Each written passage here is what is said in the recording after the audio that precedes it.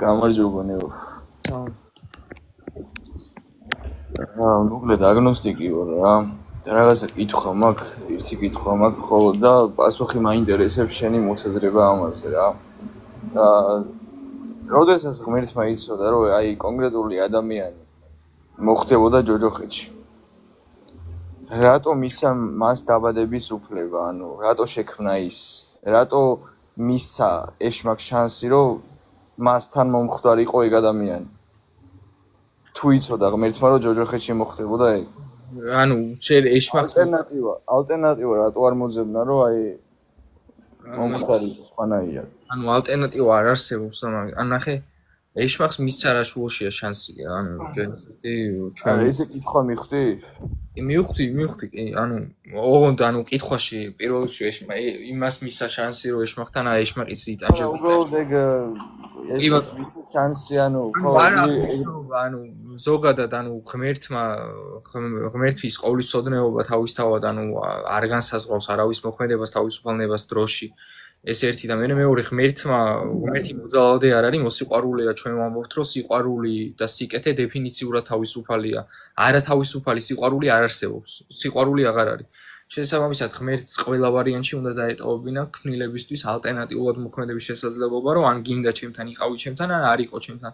ამას თუ არ დატოვებდა, მაშინ ღმერთი მოძალადეა. შეხედე მან იცოდა ის ზუსტად იცოდა რომ რა თქმა უნდა წინასწარ იცის ღმერთმა ადამიანს იცოდა რომ მისი ფსიქოლოგიიდან გამომდინარე ან მისი ცხოვრებიდან გამომდინარე ის ვერ აირჩევდა ჭეშმარიტ გზას და ის ვერ აირჩევდა არა ანუ ვერ არ არსებობს ესეთი რაღაც არსებობს ან კი ან არა ანუ ვერ არ არსებობს იმიტომ რომ ჩვენ უნარზე არ არის დამოკიდებული ვერ როგორ არ არსებობს მითხარი გეტყვი აგიხსნი ჩვენ უნარზე არ არის მორწმუნეობა დამოკიდებული როგორ არ არსებობს და შემეკამათე გეტყვი მაშინ არგუმენტს ესე გეტყვი ჩვენ ვამბობთ ესეთ რაღაცას რომ ზოგადად რწმენა თვითონ ეს არის ღმერთისგან მომავალი ნიჭი ამას წმინდა წერილი გვასწავლის შესაბამისად და წმინდა წერილი ასევე გვასწავლის რომ ამ ნიჭს ღმერთი ყველას აძლევს უშურველად ოღონდ ძალით რწმენა არ არსებობს ანუ ერთადერთი კრიტერიუმი იმისთვის რომ ადამიანი გახდეს მორწმუნე ეს არ არის ინტელექტუალური და ფსიქოლოგიური მდგომარეობა ეს არის ნება ანუ უნდა უნდოდეს რომ მორწმუნე გახდეს სწორად უამრავი ფსიქოლოგიურად სულ მდგომარეობაში მყოფი ადამიანი მორწმუნე გავხდა რა საულე მკვლელი იყო ან არის ის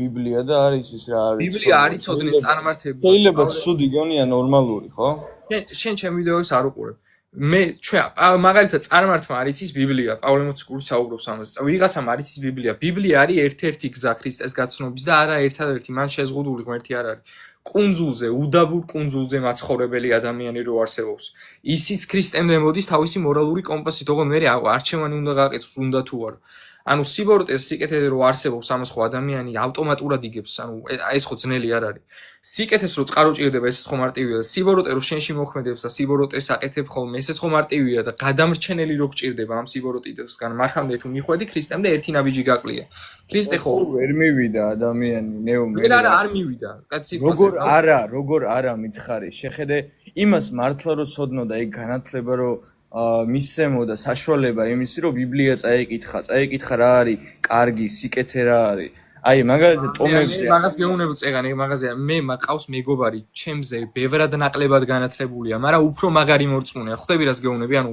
არ მინდა იფიქრო რომ მორწმუნეობა არის დამოკიდებული ვინ უფრო მეტად განათლებული ან ვინ უფრო მეტად ჭკვიანია ამაზე არ ვართ ეს შეიძლება სხვა მსოფლმხედველობები იყოს ამაზე რაღაცა ათეიზმი და სისულელები პანთეიზმი და სისულელები მაგრამ ქრისტიანობა ესე არ არის შეიძლება ადამიანის სრულიად და ის რაღაცა საერთოდ ნაკლებად მოაზროვნე იყოს მაგრამ მორწმუნეობის შესაძლებლობა მაგასაც ახ მე მყავს ეგრე მორწმუნე საერთოდ აზე არ არის ბიბლიის მაგრამ ჩემზე ბევრად მაგარი მორწმუნეცა მაგარი მლოცველიც და ისიც ეხა ის შედარების დონეზე რომ ავიღოთ და ამიტომ საბოლოოდ ეგ გადის წყდება თავისუფალ ნებაზე ეხლაც ამ შემთხვევაში სიტყვაზე ვიღაც მორწმუნე რომელოგიას დავანებოთ ადამიანის ფსიქოლოგიას თავი ღმერთმა იცოდა რომ ცრუ რელიგიები შეიქმნებოდა როგორც ისლამი მაგალითად მე ეგრე მივიჩნე რომ ცრუ რელიგია თუ იცოდა ეგრე შეიქმნებოდა და ადამიანი მისი ტრადიციებიდან გამომდინარე გახდებოდა მუსლიმანი მაშინ რატო არ გამონახა ალტერნატივა რომ ეგ რელიგია მაგალითად არ ყოფილიყო საერთოდ ანუ არ შეიქმნათ რა თუ მაგას ვიზამდა მაშინ მე როგორც მოვისმენე შენ ანუ ამბობ რომ მუსლიმანები მოხვდებიან ჯოჯოხეთში იმიტომ რომ ჭეშმარიტ არა მე მაგას არ ვამბობ ვისად მოხვდება ეგ არ არის ჩვენი საქმე ჩვენთვის რა არის ეხა მნიშვნელოვანი ნახე მანდაც ეგ სიტყვაზე შენ სხვა რელიგიებზე ეხა რო წამოვიდე იქ შენ აი ჩვენ ძველახმაში ვხედავთ მაგას თავიდანვე აი გამოსვლის წიგნშივე რომ როდესაც მოსეს გამოყავს ისრაელიანები ეგვიპტიდან მოსეს ღმერთს რო გამოყავს მოსეს ხელით მაგ დროსაც კი ანუ ეგრევე აი პირველივე შესაძლებლობაზე ადამიანებმა გააღმერთეს სრულ ღმერთი ანუ კეფსეს თაყვანი ჩვეულებრივად და ეს დღევანდელი სრულ ღმერთები არ არის შენ რაც გონია მარტო ანუ სხვა რელიგიის ღმერთები დღევანდელი სრულ ღმერთის ერთ მაგალითს გეტყვი მაგალითად სიტყვაზე ფული დღევანდელი ყველაზე გავრცელებული სრულ ღმერთი ფულის გაღმერთება ყველაზე მასშტაბური კერპი არის ჩემთვის ალბათ ფული რომ გაღმერთება ნიშნავს შენთვის ყველაზე პრიორიტეტი. ღვთაებრივ ძალასთან არანაირი კავშირი არ არის. ნახე, ყველაზე არანაირი კავშირი არ არის ღვთაებრივ ძალასთან, თან ინდუისტური, ბლავ, ნახე, ღვთაებრივ ძალასთან ინდუისტური ღმერთიც არანაირი კავშირი არ არის. კავშირი არის თუ არა ფაქტობრივად მაგას არ აქვს მნიშვნელობა. შენ აღმერთებ თუ არა მაგაში არის საქმე. მე ვთქვი რაც გეუბნები.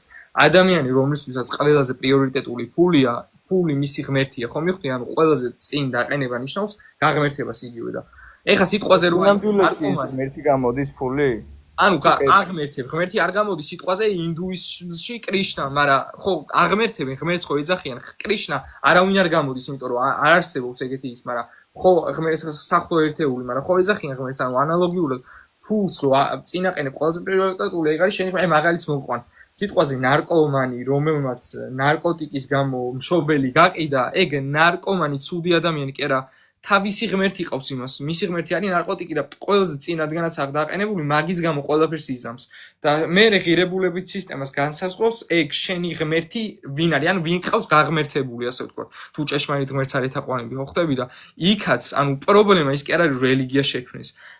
რელიგიის შექმნა პროდუქტი არის, პროსტა ეს მოხდებოდა ყველა ვარიანტში. პრობლემა ის არის, რომ ჭეშმარიტ ღმერთთან ურთიერთობის სურვილი არ ქონდათ ადამიანებს და არ აქვს. და სახარებაში ჩანს ეგ. აი იესო 5 პურით 5000 კაცს რო დააპურებს 5000 კაციდან მორწმუნე ხდება 0. ყველამ ძალიან კარგად იცის, ნახა იჭამეს თვითონ იყვნენ მომწრეები ხა. სასწაული შეიძლება იხილო, მაგრამ შენ თავზე რო გამოცდი 5 პურით 5000 კაცი რო შეჭამ, ხო ხტები და მაინც რო არ ირწმუნებ.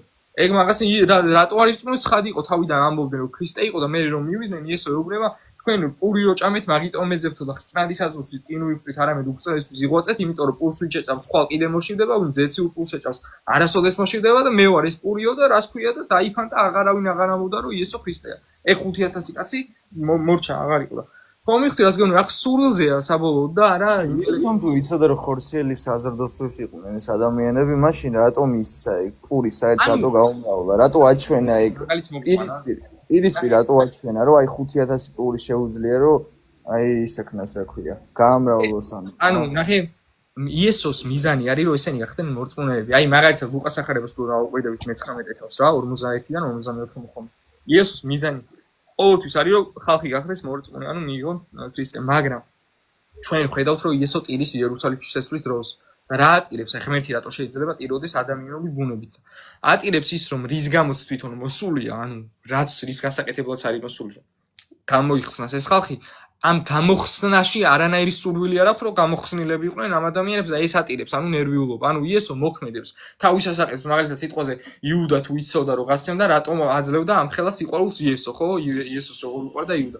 იმიტომ აძლევდა, რომ ეს არის ღმერთის ბუნება, ღმერთი მოსიყვარულია და ღმერთი თავისას მოქმედებს, მაგრამ საბოლოოდ ვერ გადააბიჯებს პიროვნებას, ანუ პიროვნებას. ღმერთმა ხო ცხოველები შექმნა და ცხოველებზე ხო ამბობთ რომ ისინი 4-ში მოხვდებიან, როდესაც ანუ მათ არ აქვთ ხო ანუ ჩვენაირი ტვინი რა. ღმერთმა აი ზუსტად ეგეთი ალტერნატივა რატო არ გააკეთა, რომ აი ადამიანების ეგრე ყოფილიყვნენ, იმიტომ რომ ადამიანები ერთხელ მოდიან ცხოვრებაში და ისინი არიან საცდელები ღმერთისთვის. ერთჯერ ცხოვრებაში შეხედეთ ცხოველები ხო 4-ში ხდებიან. მითხარი? ხო და ანუ ეგრე რატო არ არიან ადამიანები მითხარი? იმიტომ რომ თავიანთი ფსიქოლოგია გააჩნიათ, ხო და იცის ღმერთმა ეგ რომ თავიანთი ფსიქოლოგიის გამო ადამიანები ბევრ სულ რაღაცაზე წავლენ და ცხოველსაც აახ, მაგრამ ნახე, საქმე ფსიქოლოგიაში კი არ არის, პიროვნულია არსება თვითონ ადამიანი პიროვნებაა და მაგიტო ანუ ადამიანი თუ ღმერთი იძახის რომ პიროვნება შექმნა, ანუ ღმერთი ამბობს ადამიანზე რომ შევქმენი ჩვენს ხატად და მსგავსად, ანუ ხატად და ხატება და მსგავსება თუ არ და ღმერთი ძალი თუ წამიყვანს 4-ში, მაშინ ღმერთი იტყუება და პიროვნება აღარვა. და თუ ძალი წამიყვანს, ძალით სიკეთე უკვე სათნოება აღარ არის, მაშინ ღმერთი ბოროტია. ხო ხტები რას გეუბნები, მაგალითად მე ბოდიში ნეო, შენ რო ბიბლია რო არ გწონოდა საერთოდ და ის წესები რო არ გწონოდა ან ცოდვები რა და ამ ისტორიიდან, იესოდან რო არ აგიღო მაგალითები, რა არის კაი და რა არის ცუდი, ანუ შენით ესენი რო არ ყოფილიყო საერთოდ, შენით ვერ მიხვდებოდი კაი და რა არის და რა არის ცუდი? ანუ კი, ოღონდ. ლოგიკაში ხდება ეგ? თუ არა? ანუ ჩემით მივხვდებოდი თუ არა, ამას მეკითხები, ხო? კი. ხო, ანუ ხო ისი შენ თვითონაც რაღაცის წაკითხვის გარეშე რო რა არის კარგი და რა არის ცუდი, ხო? მაგაში ღვთაებრივი ძალა გჭირდება, ან ღმერთი გჭირდება მაგაში? ანუ საქმე რაშია იცი რომ კი გჭირდება იმ გაგებით რომ საერთოდ რო არსებობდეს კარგი და ცუდი, ამისთვის ღმერთი საჭიროა, ანუ ონტოლოგიურად რო კარგი იყოს რაღაც ჭეშმარიტად და არა სუბიექტურად, ღმერთია საჭირო და სიბოროტე, ანუ სიკეთის ნაკლებობა რო არსებობდეს, ამისთვის ღმერთია საჭირო. მაგრამ თვითონ ეპისტემოლოგი, ძალიან დიდი მადლობა მატარებელი. მაგრამ თვითონ ეპისტემოლოგიურად, ანუ შენ შეგიძლია მიხვდე ცუდი და კარგი რა არის ბიბლიის წაკითხვის გარეშეც, იმიტომ რომ ღმერთის ქმნილება გახდა, ღმერთი ამისურას არსობრივ დონეზე ყველა ადამიანს აძლევს, მაგრამ კარგი და ცუდი რო არსებობდეს, ამისთვის ღმერთია საჭირო.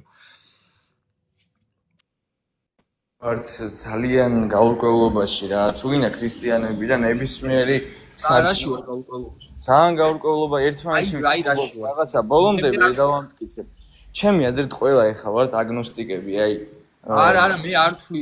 რატო ვიცი, ვერანაირად ვერ დავამტკიცებ ღმერთის არსებობას. მაგის საშუალება არ გვეცი. მე დავამტკიცებთ ოღონდ, ნახე როგორი თემა იცი, რომ დამტკიცებას როცა დამტკიცება არ უნდა გჭირდებოდეს, ღმერთი მართლა თუ არსებობს, იმ ღმერთმა თავის უნდა განახოს, ანუ მისი თავი. ადამიანს არ უნდა ჭირდებოდეს ღმერთის დამტკიცება, ხვდები? არა, თავისით გვანახა ოღონდ დამტკიცებაში, მაგიტო გითხარი, რომ შეიძლება სიტყვა მრავალმნიშვნელოვანი იყოს. ეხლა სიტყვაზე მე შეიძლება შენ ვერ დაგიმტკიცო, რომ შენ ეხლა ლაივში ხარ ჩართული ჩემთან, ანუ შენი მტკიცებულების სტანდარტი. ღმერთის მტკიცება საერთოდ არ უნდა გჭირდებოდეს, იმიტომ რომ შეხედე, იესომ იმ ეპოქაში ხომ მოვიდა და ადამიანებს თავისთავად ხო აჩვენა. მაგის საშუალება მისცა, რომ მართლა დაენახათ რაღაცა ის რომ აცოცხლებდა კაცს, სასწაულებს რო შვებოდა, პური რო ისა გაამრავლა 5 პურიდან რო გახადა 5000, ადამიანებს დაანახა ეგ და ჩვენ ახლა ვინც გაურკვევლობაში ვართ, ჩვენს გვჭირდება ეგ ზუსტად მტკიცებულება. ანუ არგუმენტს მოусმინე, მაგიტო გეუბნებოდი, რომ ადამიანები, რომლებმაც საიხარებას თუ დააკვირდები, კარგად თუ წაიკითხავ, ნახავ, რომ ადამიანების უმრავლესობა, რომლებმაც იხილეს სასწაულები, მორწმუნეები არ გამხდარან, ურწმუნოებად დარჩნენ. რა თქმა უნდა, კი. ხო და მაგათ ეგონათ, რომ თითქოს ეშმაკი აძლევდა მაგ იმას, რა თქმა უნდა. კი არ ეგონათ, კი არ ეგონათ, ეგ იყო, ანუ ესა მიზეზი, რომ ანუ რაღაცა უნდა იყოს, როგორ შეიძლება ისეთ დებილი იყო, ვიღაცა მკვდარი გააცოცხლოს, ანუ სიტყვაზე იმერა უფრო მეტი მორწმუნე ხო იქნებოდა ეხა იესოს რო ეხა ეჩვენებინა ჩვენთვის თავი. ანუ უფრო მეტი მორწმუნე არ იქნებოდა ვიდრე არამორწმუნე. არა, ანუ არ აქვს მნიშვნელობა, ანუ ეხა ადამიანები არიან გაურკვევლობაში და მართლა ჭირდებათ ეგ ზუსტად. ანუ ჩემი აზრით სიტყვაზე იესო რო ეხლა მოსულიყო და არა მაშინ შედეგი მაინც იგივე იქნებოდა, ანუ რაღაცა წამების გზა შეიძლება ყოფილიყო რამე სხვანაირად ეწამებინათ, მაგრამ ყველა ვარიანტში. ეხლა უფრო განვითარებულია მეცნიერება, ტექნოლოგიები, ყველაფერი და ძალიან ბევრი მტკიცებულება იქნებოდა იმისი, რომ იესო მართლა იდგა აქ და ადამიანებს იმის განხილვა აღარ დაჭირდებოდათ, რომ იყო თუ არა იესო. ნახე, საქმე რაში იცი? ანუ მე მაგას მინდა რომ დააკვირდე რა. მე სასწაულები კი არ მინდა, უბრალოდ უნდა დაინახო რა.